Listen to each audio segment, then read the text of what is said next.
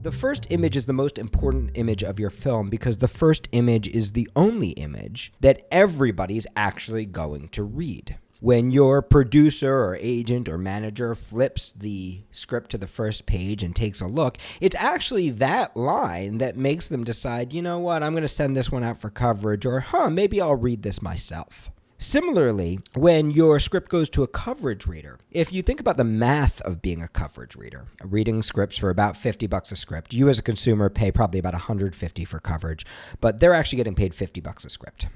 And if you think of what it would take you to write a log line, a commentary, a summary of a film, you'll realize that if they were actually carefully reading each film and carefully writing summaries, log lines, and commentaries, that they would be working for about 32 cents an hour. So that's not possible. You can't eat for that, which means that coverage readers need to choose which scripts they're going to fully, deeply read and which scripts they're going to skim. And that is true for festival readers and readers who read for production companies.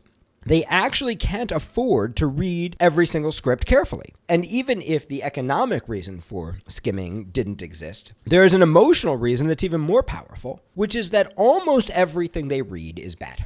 If you're a coverage reader and you read 1,000 scripts and one of them is producible, you had a pretty good year. Most of the scripts they're reading, and I'm not talking about scripts by student writers or beginning writers or amateur writers. I'm talking about scripts by real writers with real agents. But most of what they read is not just bad, it's actually unproducible. Because a lot of these professional writers are slamming out ideas, playing within a formula, trying to get something to throw against the wall to see if it sticks, rather than doing the real work of carefully mining their subconscious for the real story that they want to tell. Now, the downside of that is that there's a lot of bad stuff that you've got to cut through in order to get your script noticed. The good thing about that is that if you start to learn some of the things we talk about here and you start to do this real work, your script really will stand out from the pack. And that starts with the very first image. If you've got a great first image, it will actually change the whole perspective of the person reading. It will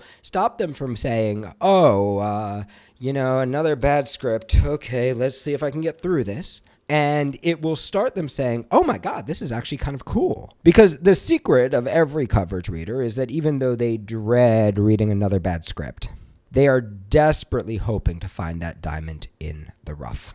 So that first image is your place commercially to basically say, you know what, pay attention, this one's gonna be cool.